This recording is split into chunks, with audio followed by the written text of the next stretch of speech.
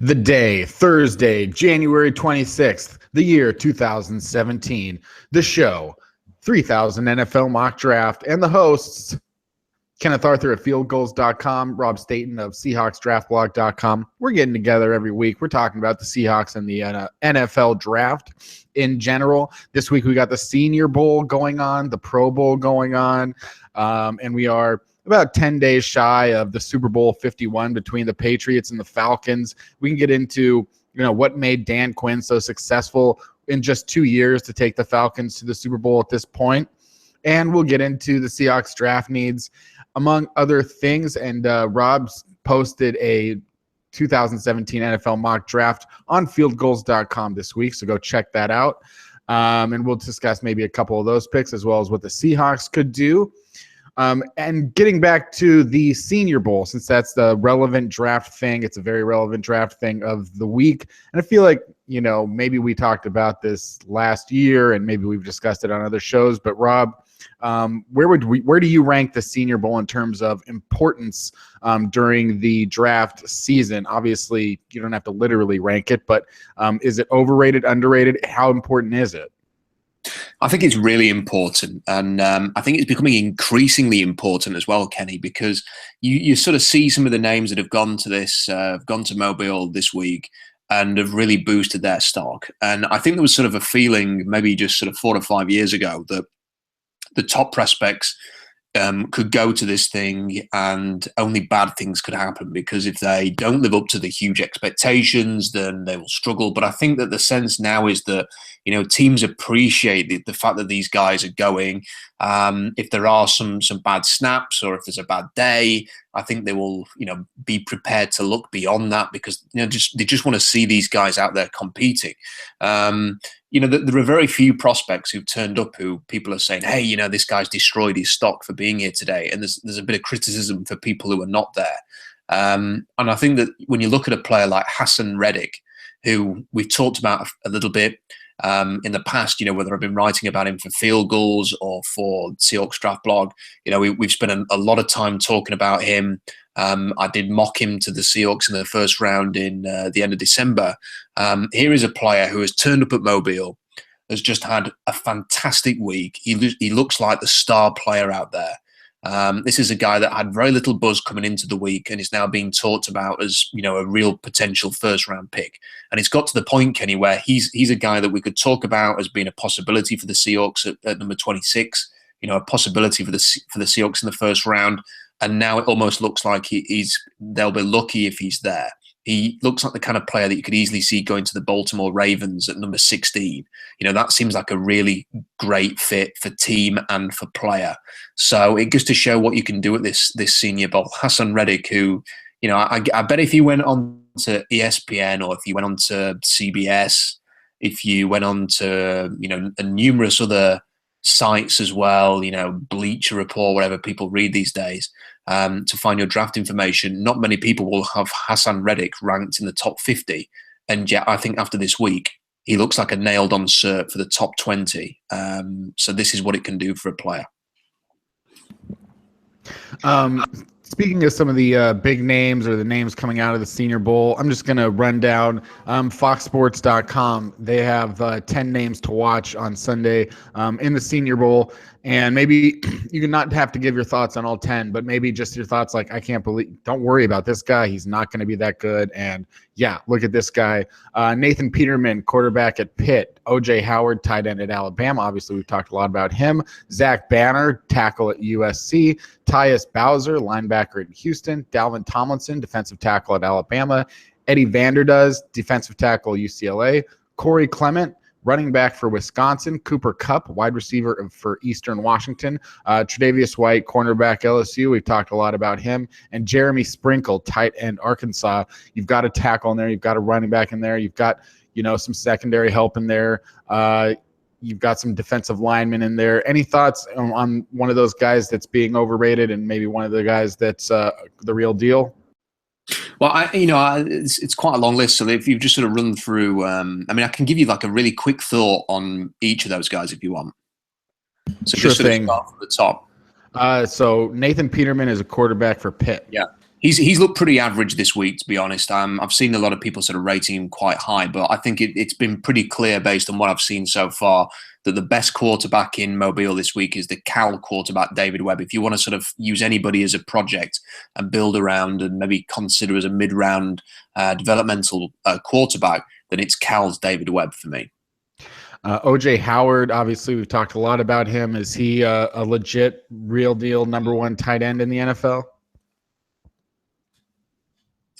OJ Howard has played really well. He's looked really sharp. He's a complete tight end, really good blocking, really good catching the ball. Made some spectacular plays during the drills on Tuesday. I did watch him fumble a ball during the 11-on-11s earlier today in Thursday's practice, but I think that he's done nothing but boost his stock. And if he has a good combine, there's a very good chance he'll go in the top 15. Zach Banner is a tackle at USC who is 6'9". His biological father is Lincoln Kennedy. Any thoughts there? I interviewed Lincoln Kennedy once, so I guess I should give his son some credit, but unfortunately not, because he's struggled for me, and it's the height and the size that is the issue here. There was one snap in Wednesday's drills. I can't remember who the guy was rushing the passer on this occasion, but just got straight into him. He was slow. He offers a great big target because he is so big. And it was a two-handed punch right to the chest, which jolted him off balance, and he was on his backside. And when you are that big and you are that tall and you do offer such a big target, you have to be extremely athletic, and you have to have great knee bend because you're going to lose leverage more often than not. And for me, I really struggle to envisage a guy that big having a really, really easy time of adjusting to the NFL and being a great blocker. So not somebody that I'm going to be focusing on for the Seahawks over the next few weeks. Linebacker Tyus Bowser was highly productive for Houston this year. Could you see the Seahawks looking at him in the second or third round? Yes, he's been really explosive. He's looked really good. There was one snap against Antonio Garcia, who was the Troy left tackle, where Bowser he was almost like he bent around the edge. And it was like the Matrix, the film The Matrix, the way that he kind of like dipped to the ground, to the turf, and got round the arc. And it was just incredible. He shows great balance. He's a really good pass rusher. I think he only played 8 games last year and he got sort of 8.5 sacks. He is a player that has really turned up this week and has really boosted his stock. He is the kind of athlete the Seahawks look for. He's got good length at his size. I think he's about 245 pounds. He's got 33-inch arms, decent height, about 6'4", 6'5". I think so. He is the type of player you could imagine the Seahawks being interested in. Dalvin Tomlinson, defensive tackle at Alabama. Interestingly, they note that he was academically eligible to go to Harvard if he wanted to, but instead he's an NFL draft prospect. Is he a good one? The Seahawks obviously took Jaron Reed out of Alabama a year ago. Very similar player, better as an anchor and somebody who is tough to move than a pass rusher. I mean, he has shown some good pass rushing ability. I'm watching the drills today. He was taking on the South team have had a few injury issues, and a lot of players have pulled out on the South team. They've had to bring in last-minute replacements, and there's a guy called Eric Smith, who was an offensive lineman from Virginia, who's been playing for the South team. It was his first day in Mobile today, and Dalvin Tomlinson just had his lunch money because it was just a complete mismatch. He's looked really sharp, but I don't see him as much of a pass rusher at the next level. He is going to be sort of an immovable object type of defensive tackle, but he's very gritty, Kenny. As you mentioned there about the eligible to go to Harvard, I think he plays 3 musical instruments as well. So you can imagine him and Pete Carroll having a bit of a jam in Carroll's office one day. And the other thing is I think he was a high school wrestling champion. So, it's always good to sort of have that in your locker if you're going to play in the trenches, that you've got that kind of wrestling background. I believe we mentioned Eddie Vanderdoes on a previous podcast when I was talking about former 5-star, like top 20 recruits. He didn't really ever materialize as that at UCLA, but like we've talked about a lot in the past, sometimes these guys can get off their high school reputations all the way into the draft, and even maybe under their second contract, people still waiting to find that potential. The Seahawks have Cassius Marsh, a former UCLA defensive lineman. Any thoughts on Eddie Vanderdoes. Yeah, because I remember talking about him with you, Kenny, and his college career was really underwhelming. I mean, he just looked way too big. He looked out of shape. He looked like he had zero conditioning. He looked, to put it bluntly, like he's pretty much eaten anything he wants for the last 3 or 4 years. And yet in Mobile, I've got to say, he's looked good. He's looked really good at times, and he kind of flits between being out of control, and on Tuesday, I think he was trying a little bit too hard. And what you would see is that he would engage the offensive lineman, arms everywhere. He would end up flat on his face on the floor, because all that would happen is he'd charge at 100 miles an hour. The offensive lineman would just take a step back, and Vanderdoes was basically just tackling himself. And it was happening over and over and over again. And then right at the end of the first O-line, D-line drill, Vanderdoes just had Forrest Lamp, who everybody's been praising. Just Vanderdoes, this wonderful swim move, great get off, really dynamic pass rush. It was superb. And then actually, as you've watched the week go by, he's kept doing this. He's kind of had a couple of snaps where he's out of control, and then a really explosive pass rush move. And today I was watching him, and again, he just kept, every time I was watching the 11 on 11s, it was Vanderdoes who was creating impression. And he has lost a bit of weight. I think he could probably lose another 10 or 15 more pounds. There's something there. I mean, I think it might take him a couple of years to get to where he needs to be. I think if you're drafting him with the idea that he will be in the rotation early on, but maybe in 2 or 3 years' time, he could actually be a key player for you, because the potential's there. So I think if you could be patient with him, he could end up being one of the surprise factors from this draft. A couple of years ago, you're really high on Wisconsin running back Melvin Gordon, talking about how he, would text teammates and make sure that everyone's, up to snuff and working hard at football, and that they're ready for games and everything. A real locker room leader. And his backup was Corey Clement. And he came out with 1,375 yards this season. Obviously, Corey Clement is not being touted as the running back prospect that Melvin Gordon was, because we certainly would have been talking about him by now. But how good of a running back is he? He is. He's okay. I mean, he fits the kind of size criteria that the Seahawks like. 220 pounds, about 5'10". Decent college season, and has looked decent in Mobile. He's not a player that you get particularly excited about. He's kind of just he's average. But if you got to the league and he had a Jordan Howard type impact, you wouldn't be shocked. But you equally wouldn't be shocked if he just ends up being, a fairly middling backup running back at the next level. So not a stunning talent, but I think it's fair to say he's had a decent week in Mobile.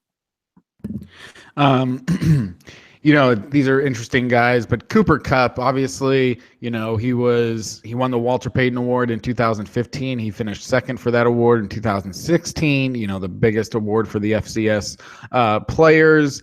And, he's got a bunch of records, and as a receiver, when you look at certain guys, like he may not have the big size of, a lot of players, and I don't know if he'll come in with the speed, but certainly when you look at the type of guys that, say, the New England Patriots go after, or the Seattle Seahawks have with Doug Baldwin, you can see the value of players that are highly reliable in catching the football. And, sometimes it's not about, being able to be that 6'5" guy that can run a 4.4 and get down the field and destroy, but just like feeling confident that every time you go to that player, he's going to catch it. And that's something positive to have. But Cooper Kupp, being the size that he is, is he sort of a mystery? Is he is there a lot of divisive opinion on Cooper Kupp? Because it just seems like sometimes you go into draft every year, and there's a few guys that go, well, this guy's going in the 5th round, and it's going to be stupid because we're going to look at it in 5 years from now and say,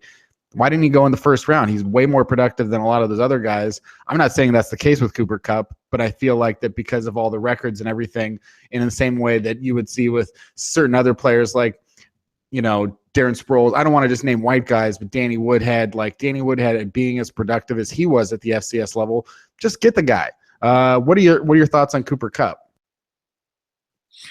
When you watch Cooper Kupp against the good teams that he's played, so Oregon and Washington and teams like that, he's had a good day. I mean, he has had success against good teams, and there was one play today where they actually, in the 11 on 11s, if the quarterback gets sacked, so if a defensive lineman gets into the backfield, he just has to run near the quarterback, and they'll call the play a sack. They will let the rest of the play continue because they want to give the quarterback a chance to make a throw, a receiver to make a catch, a defensive back to make a play.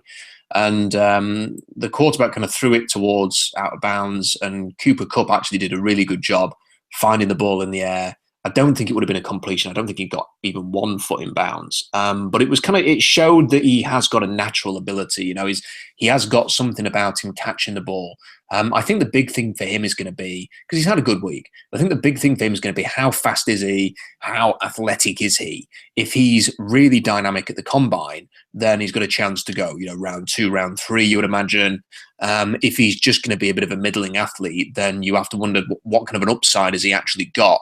And how is that going to limit his stock? So I think for him, there's probably about 30 or 40 guys where the combine is going to define who they are. And for Cooper Kupp, that is going to be especially true. And there was Hunter Henry was the Arkansas tight end a year ago that was the best tight end in the draft, and he was very successful for the San Diego Chargers this year. And his backup, now starter, Jeremy Sprinkle, is at the Senior Bowl, 6'6" tight end. The Seahawks most likely will lose Luke Wilson. I don't know how much they're going to prioritize tight end on day 1 or day 2. But what do you think about Jeremy Sprinkle?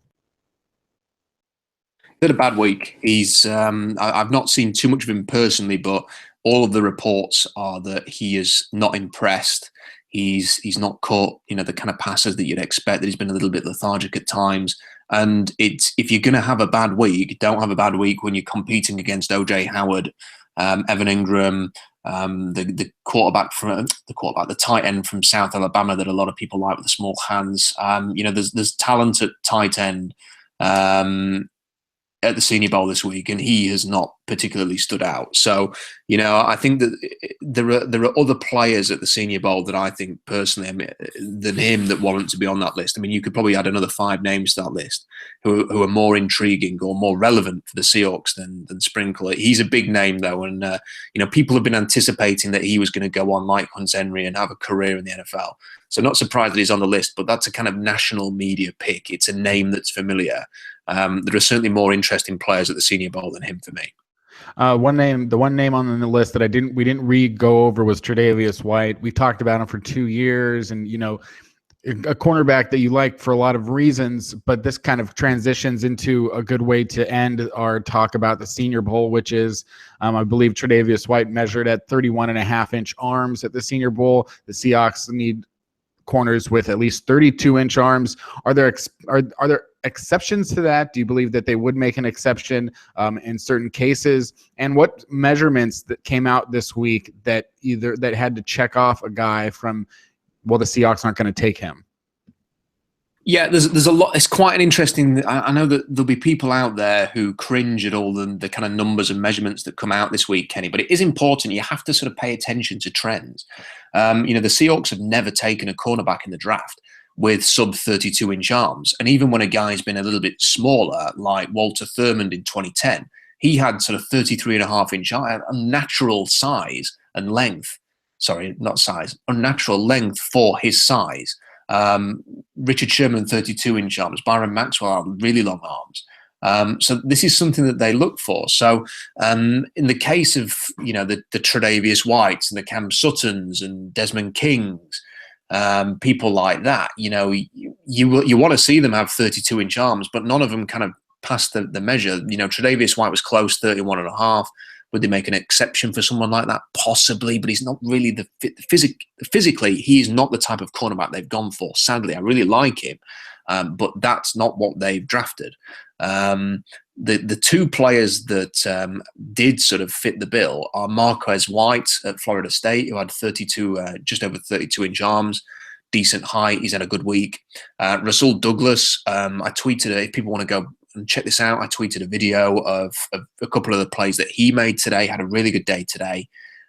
He had exactly the same arm length as Marquez White, so they're 2 players. Another player they might consider as a cornerback style prospect is the Connecticut safety, Obi Melifonwu, who is 6'4", 219 pounds, had 32.5-inch arms or whatever, but is incredibly athletic. So he's expected to do a 40-inch vertical. He's expected to run a 4.4. You know, there are people talking about him in the same way they talked about Byron Jones, who was a first-round pick to Dallas a few years ago. Even though he played safety in college, the fact that he could potentially have this incredible workout, you know, be a sensational athlete, have the size and the length the Seahawks want. He's very lean. Even though he's sort of a big guy, he's lean. He looks like he could be a big corner in Seattle's system. You wonder if they would draft him to develop him as a cornerback. The only issue with that, it's something I talked about on the blog today, is, for example, if the Seahawks draft Hassan Reddick, they're going to plug him in at linebacker and he's going to play pretty much every snap, whether he's rushing or whether he's covering, whatever he's doing, he's going to be on the field. You know what his role is going to be when you draft him. If you draft Obi Melifonwu, then you're bringing him in, and then you're kind of hoping that he's going to develop into a role, whether that's the kind of Brandon Browner role that they planned for last year, or whether it's as an outside corner, or whether it's just as a backup safety, or whether it's somebody who kind of plays in the box and is a bit of a hybrid. You know, you're hoping that he's going to sort of fit into one of those roles rather than having a defined role when he came in. So that's the concern with him, but somebody to keep an eye on at the combine. And just very quickly, length at offensive line is important as well. You know, the Seahawks have drafted two guys in the first round, Jermaine Ifedi and Russell Okung, with 36-inch arms. They've drafted James Carpenter with 34-inch arms and Justin Britt with 33.5-inch arms. So 33.5 seems to be sort of the cutoff point, but really you're looking for 34 plus. So Adam Bisnavati, we talked a lot about, Kenny, has only got 32.5-inch arms. It's very unlikely the Seahawks are going to consider him as a tackle. There are other players as well. You know, Dion Dawkins, we've talked a bit about, looks as if he's going to move inside to guard, because while he has got the length in terms of the arms, he's not the tallest guy, you know, he's not the longest guy. So is he going to be able to fit in there?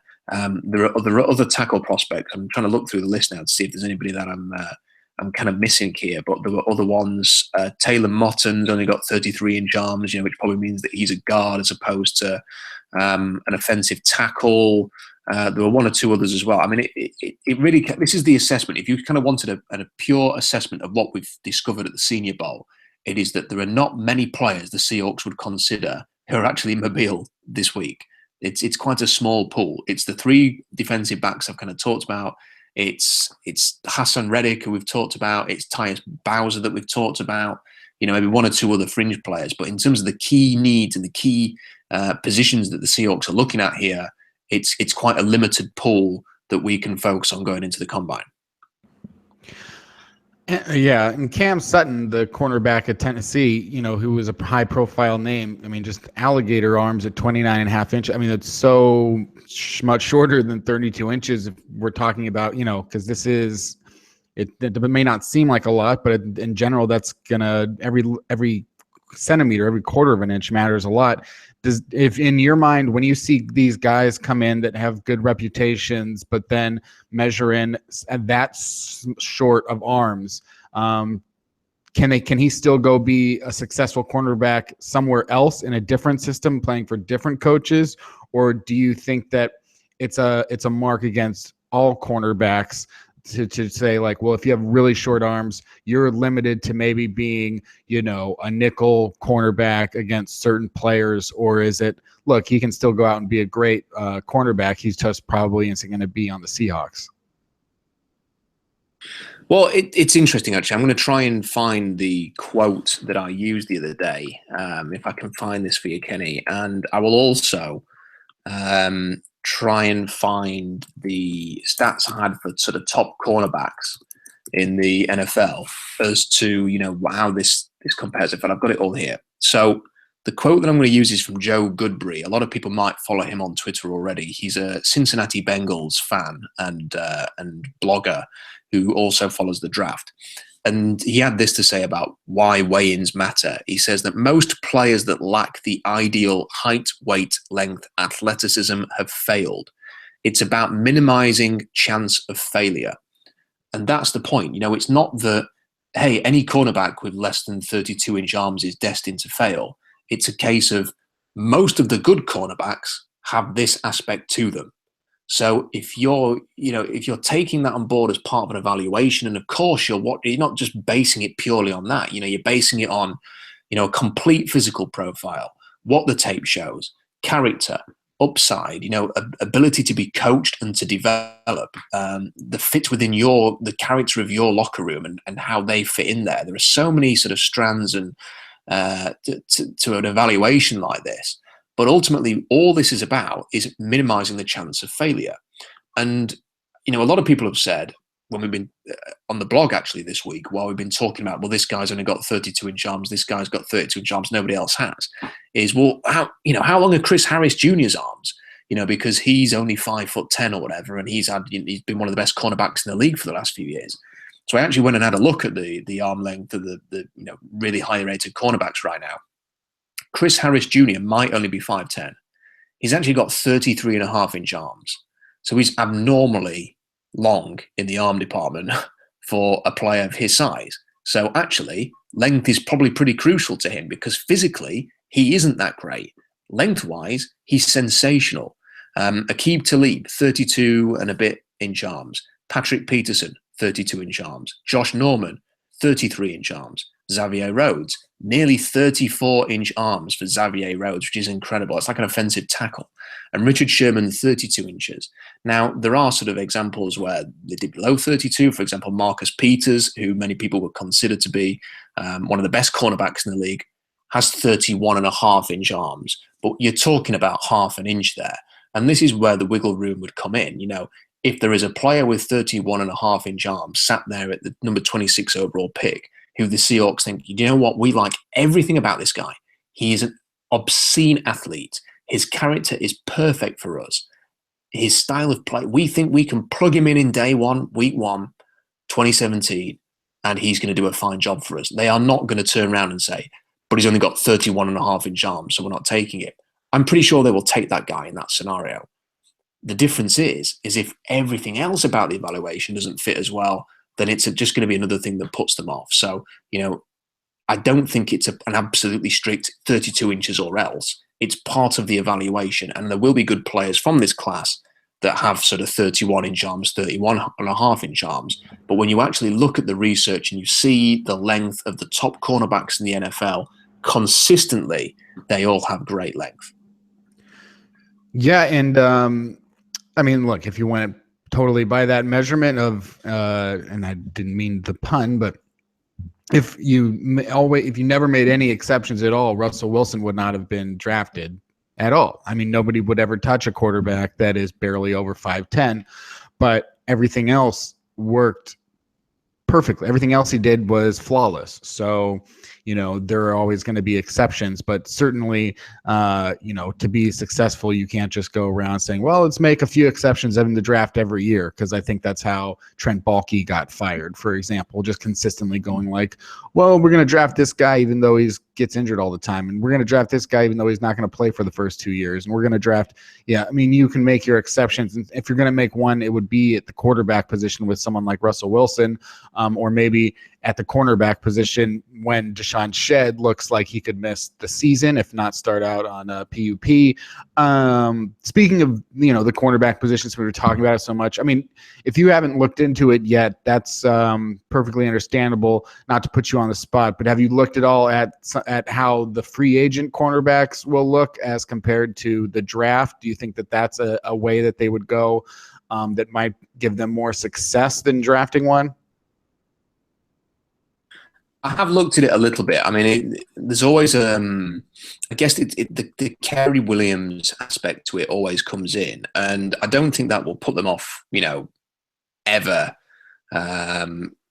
signing a big name free agent. And I think if the right player was down, I remember a few years ago, Ken, I think it was when Tampa Bay traded for Darrelle Revis, that the Seahawks were actually being linked with him at the time as, a potential suitor. And, it goes to show that, they're not totally against the idea of doing something like that.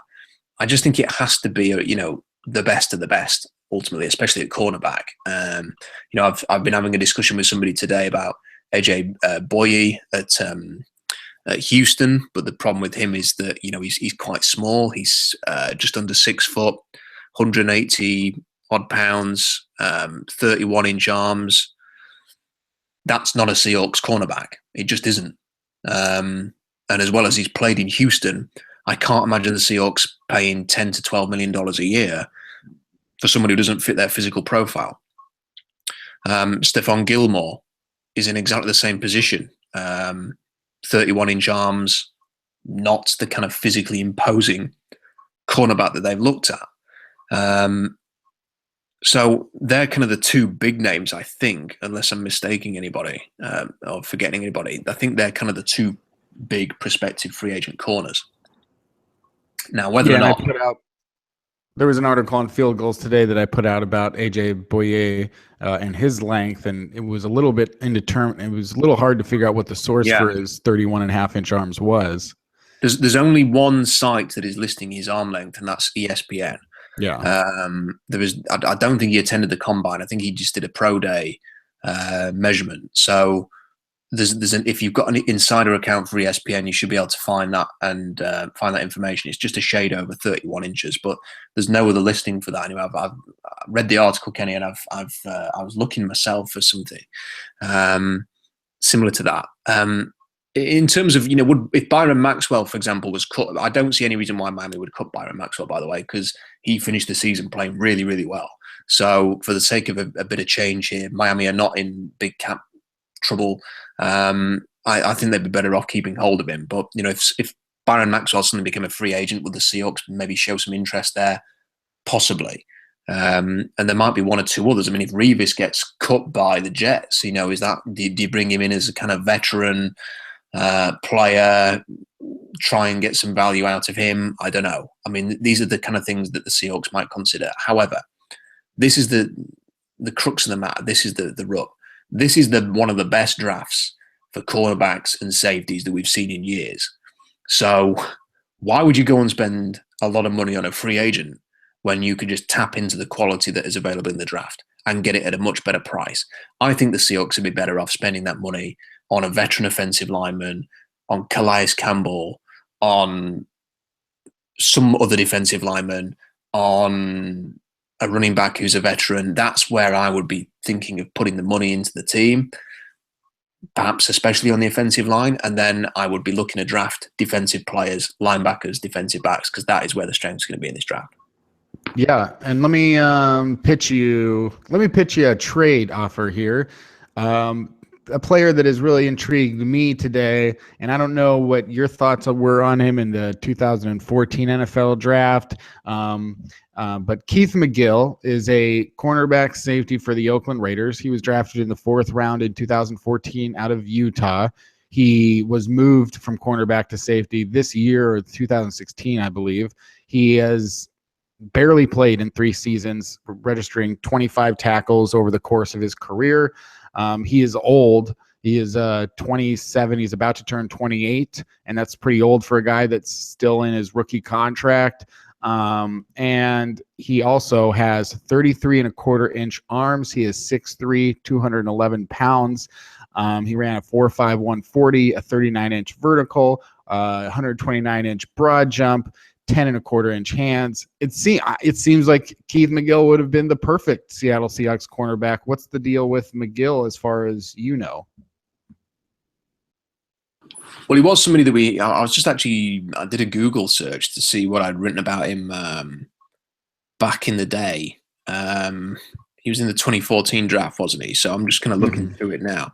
I did have some notes on him. I mean, this was the class with Deion Buchanan and Kyle Fuller and Ha Clinton Dix and people like that.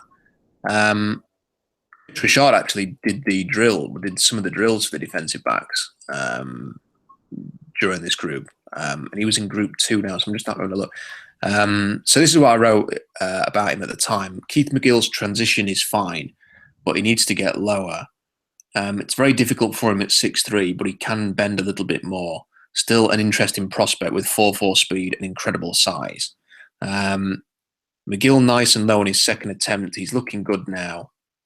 Another tape review is in order here. So based on what I wrote about him at the combine, he showed some potential there. I mean, he was huge. As you mentioned, ran a 4.4. was always kind of that potential to be a corner or a safety, and the type of player that Seattle would look at. He actually ran an official 4.51, but he had 33-inch arms, decent three cone, nearly a 40-inch vertical. So he's the type of player that they've looked at in the past. Fourth round pick.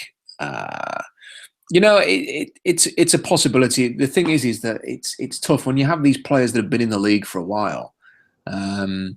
Keith McGill, if the Seahawks had drafted him in the second round, for example, we'd all be very excited about his physical profile. But because he's been in the league for a few years and he's not really developed, it's hard to get excited about a guy like that. And especially when there's so many.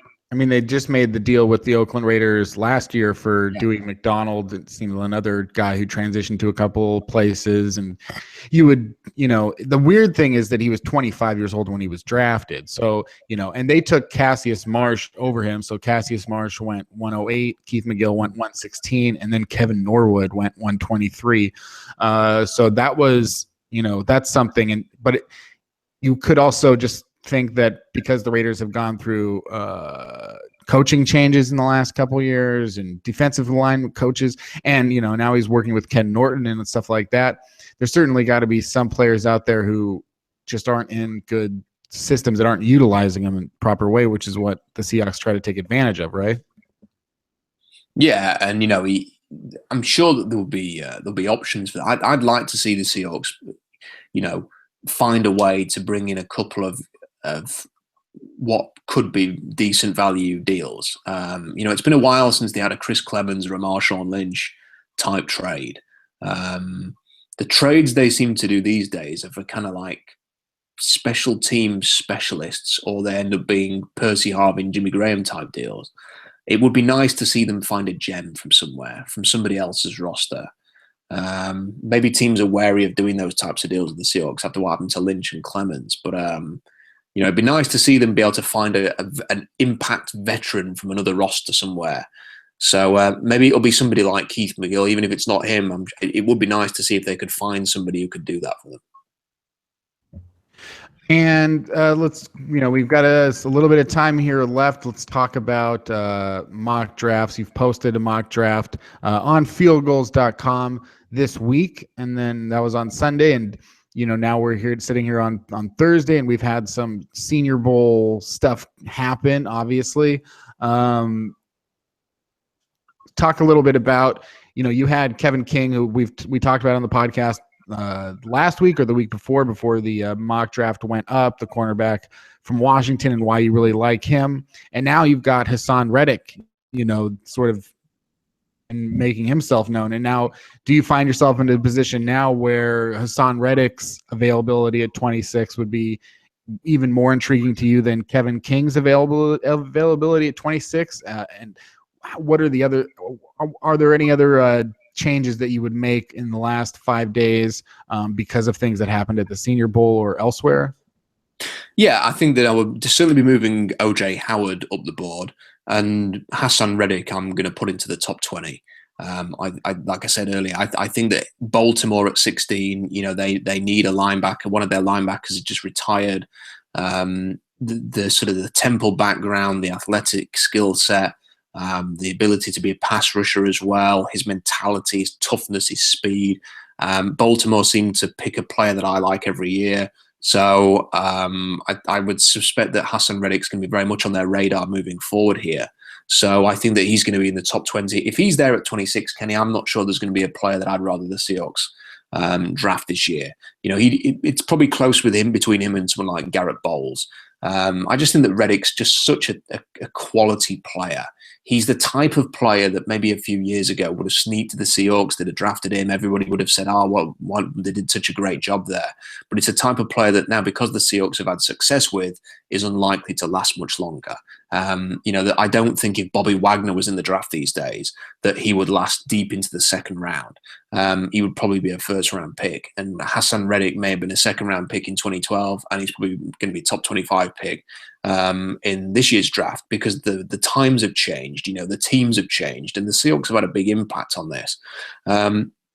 So he would be moving into the top 20. And, I don't think other than that, there's too much to sort of to change here. I think that Malik Hooker and Solomon Thomas, when they get to the combine, are going to fly into the top 5.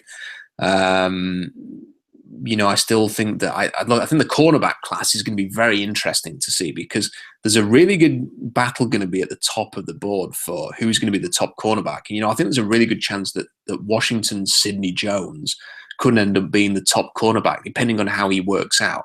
Because as a cover guy, I don't think there was anybody better in college football. It was only thrown out 48 times, I think it was, in the year. Teams didn't avoid anybody like Sidney Jones was avoided in 2016. So there's a chance that he could be at the top of the board. I think some teams will just love Marlon Humphrey at Alabama and sort of his physical profile and potential, that they will think that he's the top cornerback. I know a lot of people like Marshawn Lattimore, and he's been tipped to have a great combine as well. So those three are going to be competing to be the best cornerback.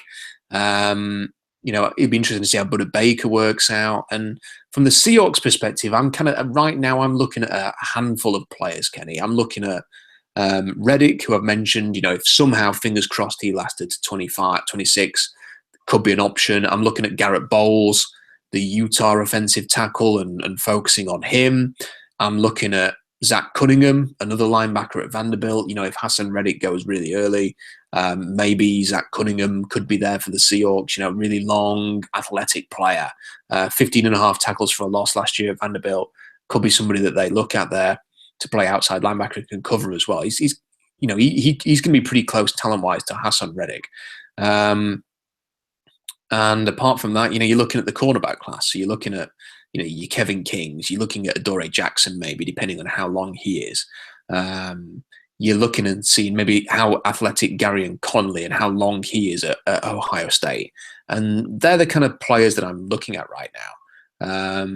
I'm not convinced that there are going to be many, and maybe someone like Obi Melifonwu, depending on how they view his potential as a prospective corner, or somebody who can work in the slot, maybe cover a big tight end or something like that. So, they're the kind of players that I'm focusing on right now.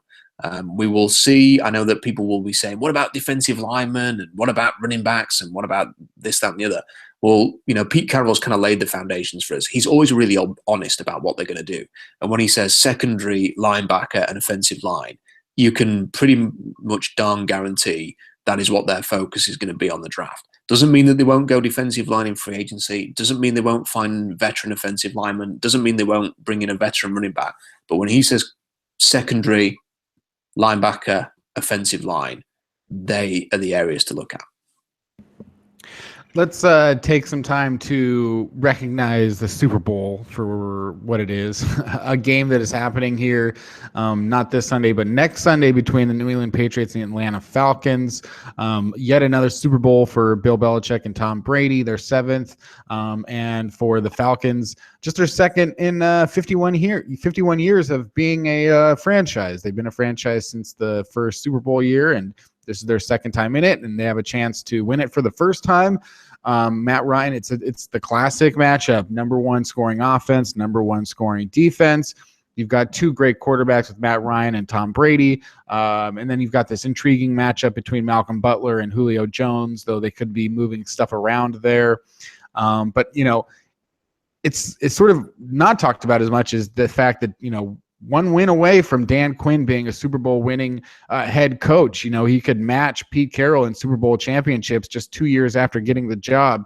And I don't know if Dan Quinn is being talked about as much as maybe Matt Ryan and Kyle. He's definitely not even being talked about as much as Kyle Shanahan because of that offense. But what do you think made Dan Quinn so successful so soon? Because as much as people talk about, he got into a good situation, this isn't exactly John Gruden taking over the Tampa Bay Buccaneers in 2002.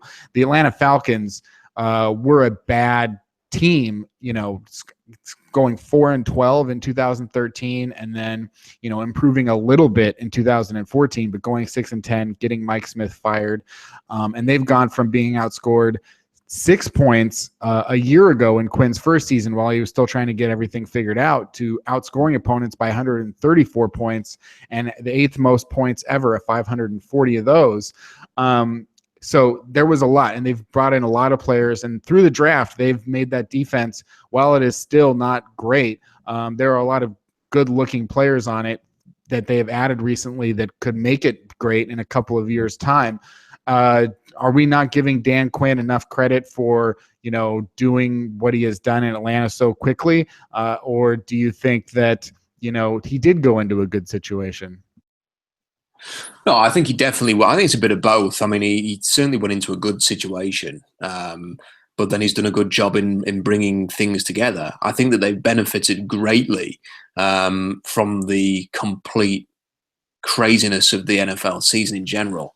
It's not been a good year for the NFL overall. And when you kind of have these down years without any great teams, a team that sort of really, really excels on one side of the ball generally can prosper, and that's what we've seen with Atlanta. They've had something like this Atlanta Falcons team, Kenny, is something like the 8th best offense in NFL history. The stats that they've put on the board, the way that the points that they've scored, the way Ryan was the MVP. They're a spectacular offense, and because there isn't any great balanced team like the Seahawks in 2013 or whatever, even something like the Panthers were quite balanced last year. Because there isn't like a really balanced team to compete with them, they've really, really excelled. I think that it would have been really interesting to see the Falcons play Seattle in Seattle again, because that would have sort of been a bit of an equalizer for Seattle. They might have been able to throw a few more punches at Atlanta and land. And if the Seahawks would have won against Atlanta, then there's every chance they would be in the Super Bowl right now, because that Green Bay team just looked tired and battered and injured in the NFC Championship game. So it's a little bit frustrating. I've actually spent a bit of time this week being really pissed off that the Seahawks lost that Christmas Eve game against Arizona, because that was a stupid game to lose. They were horrendous in one half and great in the other. And if they'd just won the darn game, they would have played the Falcons, having had a bye week the previous week, in Seattle, and there's every chance that the Seahawks will be facing a Super Bowl right now. So I think that the Falcons, there's a lot of sort of things working in the Falcons' favour there, and Dan Quinn's favour as well. Fantastic offense, an opening in the NFC. They've got there. This is a team that was 8-8 last year, had like a 5-6 game winning streak, then a 5-6 game losing streak, ends up 8-8, and they've kind of just taken a little step forward this year to go from 8 wins to 11, and suddenly they're in the blooming Super Bowl. I mean, they're quite a lucky team, let's be fair, Kenny. I mean, like this, when the Seahawks went 11-5 in 2012 and took their step forward, they ended up having the silliness in Atlanta and losing that game. This is pretty similar to the Seahawks in 2012 getting to the Super Bowl. The ominous thing for the NFC is that you still sort of see room for growth here. Matt Ryan's not going anywhere. Julio Jones isn't going anywhere. They are going to lose an offensive coordinator. That could be potentially damaging. But then you sort of see, I would expect the defense over the next couple of years to sort of take some of the burden of the offense, maybe regressing a little bit from fantastic to just really good. So you see young talent on the defense. You'd expect Dan Quinn to have an impact there. They've got the worst red zone defense in the league. So you would sort of see little things like that improving over time. So I think that it's a perfect storm for Atlanta, a perfect storm for Dan Quinn. It was a really good job to take.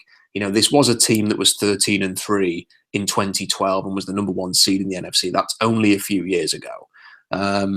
He's managed to sort of help with Kyle Shanahan and the rest of that staff turn this around. They've made good draft picks. You have to give Thomas Dimitrov ridiculous hair that he has.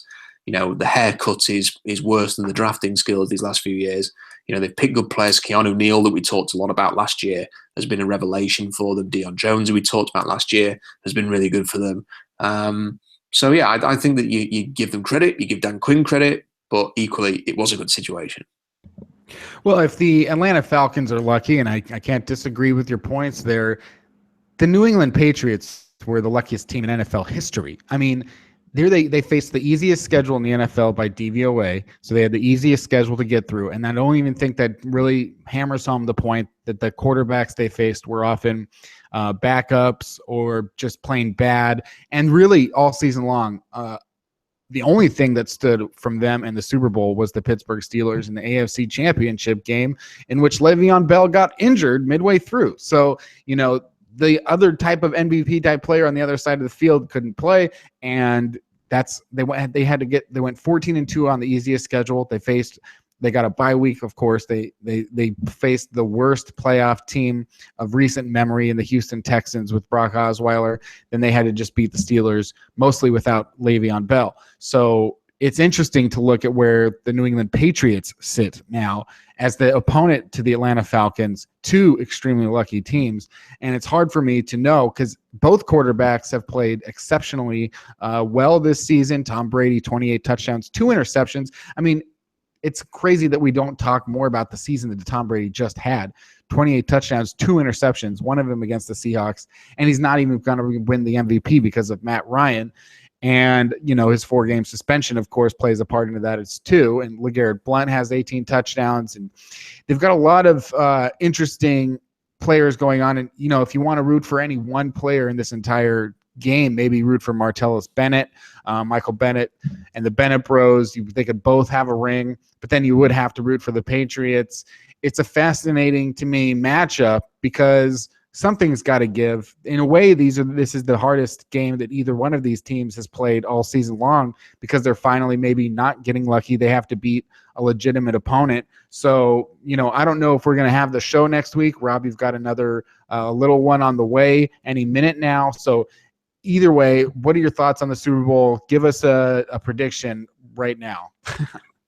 Well, you're very right on the the New England Patriots route to the Super Bowl was laughable, wasn't it? I mean, getting the Houston Texans in the divisional round and then a Pittsburgh team minus Le'Veon Bell pretty much in the championship game. I think that the Atlanta team has a really good chance because the way that they're playing, one way or another, I'm not sure whether they've announced whether the roof's going to be closed in Houston or not. But you would suspect that it's either going to be nice weather or the roof's going to be closed. So I think that will suit Matt Ryan and that offense. They've got so many explosive players, and this is the thing that they have, Kenny, and this is the thing that they have in their favor, is that Bill Belichick is a sensational coach. Of course he is, at taking away an offense's best player. If you notice when they played Seattle, they focused everything on Jimmy Graham, but Pete Carroll was talking about this immediately after the Seahawks beat the Patriots, was that's great. They're very good at taking away that. But if you've got a lot of weapons, and Carroll specifically said the Seahawks have got so many other weapons that you take away Jimmy Graham, we'll find another way to beat you. And if you notice in that New England game, they used CJ Prosise an awful lot because there was so much attention in coverage that they could use CJ Prosise. Now, I think that Atlanta will be able to sort of acknowledge that it might not be Julio Jones's best day. He's so good that he might have a great day anyway. But if New England take him out of the game, they can feature the running backs in the passing game. They can feature Tyler Gabriel. They can feature Mohamed Sanu. They can find little wrinkles. I mean, they just throw the ball to so many different people. I mean, there's something like, didn't he throw a touchdown pass to like 13 different people during the year, Matt Ryan? It's really hard. You can't take away Atlanta's best player and shut down that offense. You have to be a really well-rounded defense that rushes the passer well and presses Matt Ryan. And that's not been New England this year. So Brady's going to score points. He's probably going to have to score 30 plus, I think, to give them a chance to win this game. Because I expect Atlanta to put points on the board. So I'm going to go with Matt Ryan and Dan Quinn and Kyle Shanahan winning the Super Bowl. I'm going to say it's going to be 30. I'm saying all this acknowledging that New England's got the number one scoring defense, by the way. I think it's 31-24, Atlanta. Yeah. I mean, given everything that we know so far about the New England Patriots season, I'm inclined. And let's give credit to the fact that they did go without Brady for 4 games, and they had to start Jacoby Brissett for 2 games, and Rob Gronkowski left he barely played this season. So they've overcome their own. But you just get the feeling that halfway through the second quarter of this game, Matt Ryan's going to get injured, and the New England Patriots are just going to run away with it. Injuries destroyed the Seahawks' chances against the Patriots in the Super Bowl 2 years ago. If not for any number of those injuries in that game, the Seahawks would have won the Super Bowl. And I think there's just a part of you that feels like New England's opponents are cursed. Then again, they did lose to the Giants twice. Maybe, Taylor Gabriel comes up with a fantastic catch to seal the deal and go down in history with, Mario Manningham and David Tyree. But yeah, just get the feeling that sadly, instead of the Falcons getting their first championship, the Patriots will get their fifth for Bill Belichick and Tom Brady. And I don't know at that point, and at that point, what do you call the Patriots? The greatest team of all time? Are they already? Should they already be considered the greatest team of all time? Who knows? But I'm going to say the Patriots 31 and the Falcons 29 on a Steven Gostkowski field goal. And Dan Quinn will ice Gostkowski on the first one, and he'll miss it. And then the second one, he'll make it. So there you have it, the Super Bowl 51 result. You're going Falcons. I'm going Patriots. I think, I would be happy if I was wrong there. But that's it for this week's edition of 3000 NFL Mock Draft. Follow Rob on Twitter at Rob Staten and go to SeahawksDraftBlog.com. Check out his mock draft on fieldgoals.com, and we got plenty of good content there on field goals. And as mentioned, we'll see Rob's availability and the podcast availability for next week. If not, we will definitely be back to recap the Super Bowl in a couple weeks' time. Thank you guys so much for listening. This has been one edition of the podcast. Come back next time for a new draft.